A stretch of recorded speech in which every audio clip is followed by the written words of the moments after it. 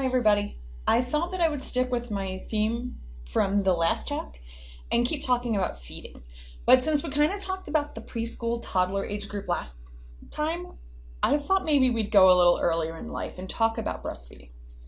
So, breastfeeding is this mammoth topic. There is so much stuff out there, there's so much education to give, and I could talk for 8 hours, and I'm so not going to do that to everybody. What I think is probably more useful though is to give you kind of my insight on both the mom side and then the pediatrician side on how you can find a doctor who supports breastfeeding.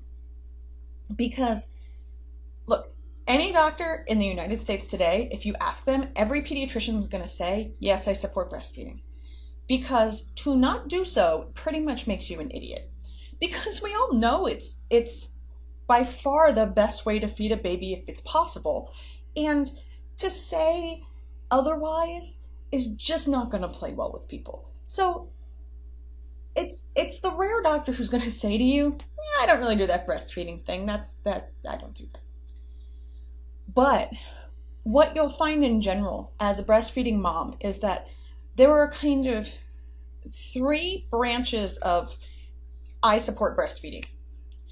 There are doctors who believe that breastfeeding is the only option. And these are folks who will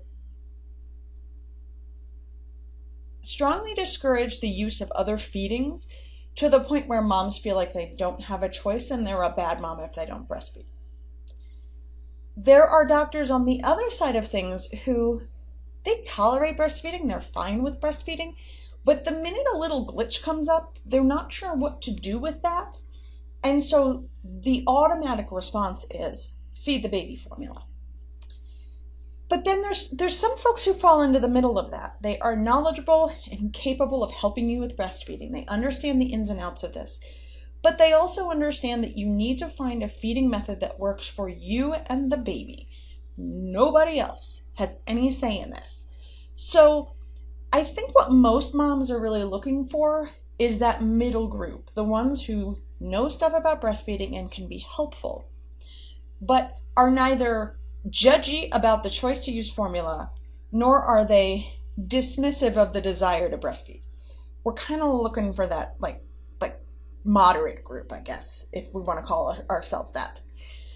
And so how do you tell? How do you tell? Because your doctor's not going to tell you. And we often don't even think about what I support breastfeeding really means for us personally.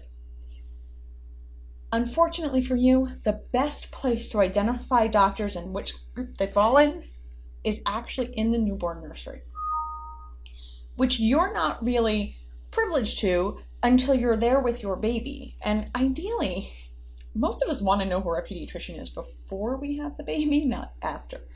So let me give you a couple of clues. If you make it that far, and if you're in the newborn nursery and you're trying to figure out who you want to take care of your baby, let me give you a couple of places where you might be able to see where things are going to go wrong. Because there are certain medical barriers to breastfeeding. They're not absolute no's, but they do cause issues with breastfeeding. And when those issues come up, we pediatricians tend to show our true colors. So you can learn this with your own babies. You can learn this as your friends or family are having their babies and you see how these interactions go. But it will give you a really good idea of where your doctor falls. So the three things that I think impact breastfeeding the most on the newborn nursery, so in the 2 days after birth, are number one, blood sugar issues, number two, jaundice problems, and number three, problems with gaining weight. Okay, so lots and lots and lots of babies have unstable blood sugar in the hours after birth. The babies at highest risk for this are the ones who have moms who are diabetic, right? So their insulin exposure in mom was not normal, and then we take them out and the shift is just too much. Babies who did not grow normally inside mom, so babies who are too big or too small relative to their gestational age, and babies who are sick for other reasons. babies with jaundice, babies with immune problems, babies with infections. All of these kiddos can have blood sugar problems. And for those babies, we have to test blood sugars within the first few hours of life. However, there are hospitals, and I should warn you about this first, there are hospitals whose standard policy is to check a blood sugar on every baby that's born somewhere between 2 and 4 hours of life. So let me be very clear. There is not a lot of evidence to support doing this for every baby, but there are hospitals that do it. If that blood sugar comes back, whether you have a sick baby or not, and that blood sugar is below 40, we have to respond to it, because what we're trying to prevent is brain damage from low blood sugar. Which is sort of important thing to prevent, I suppose. But it's how we respond to that low blood sugar that can give you a clue as to whether the doctor is breastfeeding crazy, breastfeeding tolerant but not well educated, or somewhere in the middle.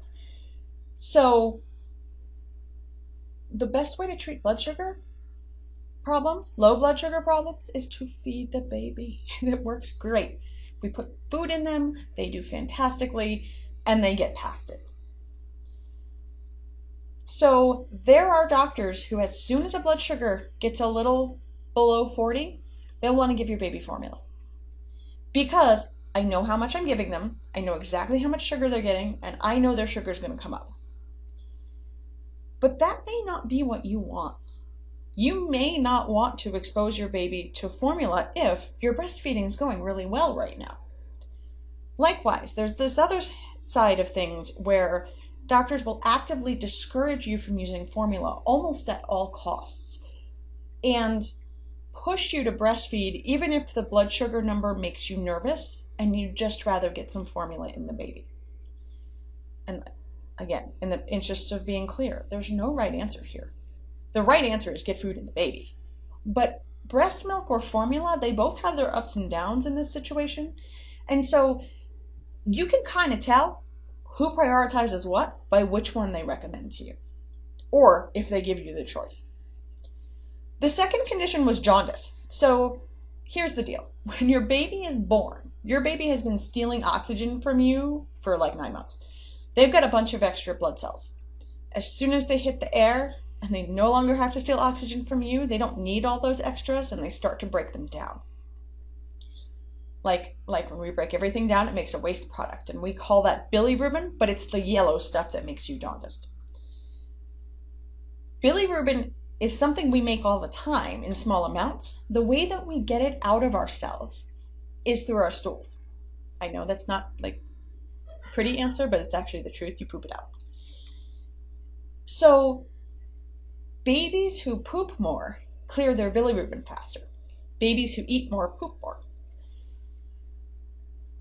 Lots of moms in those first 2 days of life, though, don't make a ton of milk. We're still making colostrum at that point, which is high value food, but very low volume and doesn't really produce pooping at a level that's going to clear bilirubin if your baby's starting to build that up. And there are some babies who are at more risk for it than others. So if your baby's becoming jaundiced in the newborn nursery, you will see one of a couple of responses, okay? Number one, you'll see it again, just feed the baby formula. And again, that's someone whose response to a glitch in breastfeeding is breastfeeding isn't working. There's this other side of things where people will push breastfeeding to the point where it makes it difficult to treat the jaundice while you're inpatient. Sometimes babies need formula, and to not be open to that as an option is kind of the far side from the guys who think that formula is always the answer. And then there's this middle ground where we try to come up with a plan that's going to keep your baby's brain safe, because jaundice causes brain damage. So we can't let that just kind of run its course. We got to deal with it. But the ideal for every mom would be to have a dialogue about the value of breastfeeding versus the value of clearing bilirubin, and how do we make both work together. So depending on how your doctor responds to your baby's jaundice, you'll get a really good idea of where they stand on breastfeeding. But the most common one of all is the weight gain problem. So when babies are born, so when moms have babies, we lose a ton of water weight. Like you pee constantly for like the first 2 days. Your baby loses water weight too. All those hormones cause you to get, swollen and all that stuff. What's happening to the baby too? The baby's getting those hormones too. And when you cut that cord and the hormones go away, they lose water weight. Within the first 24 to 48 hours, they could lose up to 10% of their body weight. And that's still normal. But once we get past 10% of body weight, or once we're more than 4 or 5 days out and your baby hasn't started gaining weight again, we can get a little nervous about whether or not your baby's getting enough food. This can happen for a few reasons. One, you may just not be making that much milk. Again, we're talking about days 2, 3, 4, and 5. For a first-time mom, you may still be in colostrum territory, which is high-value food, but is not as many calories as 1 to 2 ounces of breast milk every 8 hours, which is ultimately where your baby will end up in the first 2 weeks. Even though you may never measure it, that's kind of a normal amount. So if your baby gets to 11 or 12% weight loss, you're going to see this kind of one or the other response. Doctors insist you're going to need formula. Doctors insist that you continue to exclusively breastfeed, even if you are miserable. And those in the middle who are willing to have a dialogue with you about what your values are and are willing to work with you no matter what your priorities are. I promise you those people exist. We're not all like one or the other. But there are people out there that are. There are my colleagues who are. And they're great doctors, but you just got to know who you're dealing with and make sure that that pediatrician has the same values that you do. I firmly believe that everyone deserves to love their pediatrician. We loved my pediatrician when I was a kid. I've loved all of my kids' pediatricians. And they're not me. I have a pediatrician for my children because I'm not their doctor, I'm their mom, and that's what I want to be. So I will tell you that there are some really amazing people out there who've cared for my kids, and we've all connected on that level. You all deserve that. You deserve to love your pediatrician. And breastfeeding for moms is such an emotional experience to begin with that if you and your pediatrician don't see eye to eye on that, it really will change your relationship.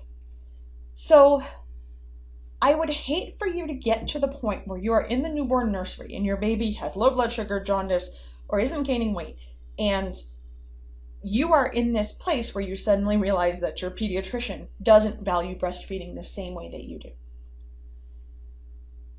I would like to prevent that.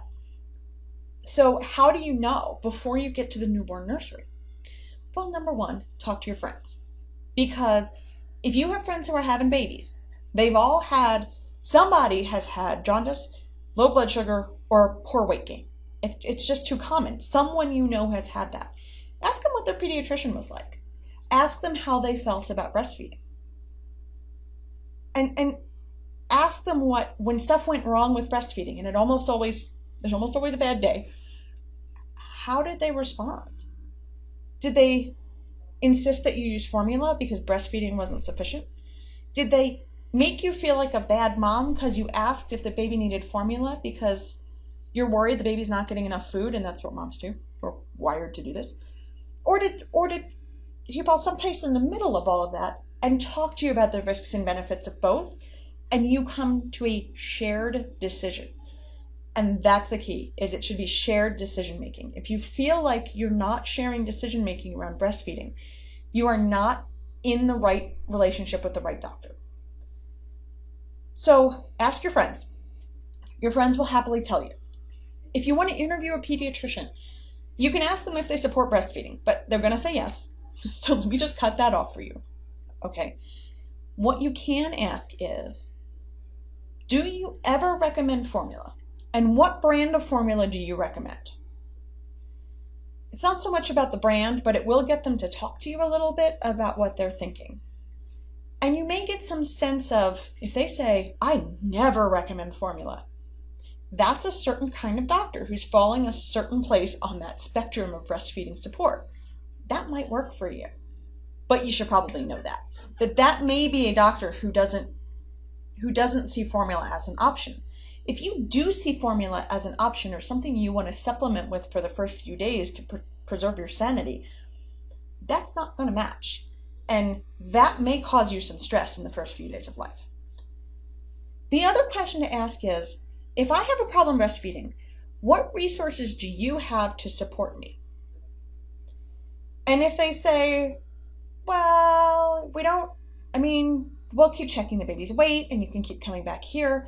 But if they can't tell you about a lactation support, if they can't tell you about a group that you can connect with, I'd be a little concerned that they're not well versed in breastfeeding support when things don't go perfectly. And so that may be a conversation worth having is, okay, what do we do when it doesn't go right? Because it may not go right. Even your second or third baby may not go right. In the end, the other things you can do are, number one, ask your OB. Look, we work together. We know each other. I see them up on labor and delivery all the time. They know who supports breastfeeding. And if they don't have that answer, you know who does? It's the nurses on labor and delivery. They all know. And you know somebody who knows how to get that information. Ask your friends. Ask around. Who supports breastfeeding? I will tell you that our nurses would never recommend one doctor over the other. So if you ask, who's the best pediatrician? They're not going to say Dr. Zake's the best pediatrician. They're going to say, oh, well, they all have their strengths and they're all a little different and whatever. But if you ask, who supports breastfeeding? There are a couple names that will come up. And it's the same names over and over again. So they're the folks who know, because they see these low blood sugars, these jaundice babies, these babies who aren't gaining weight, and they see how the doctors respond. What is their reflex at 2 a.m? What are they going to tell you to do?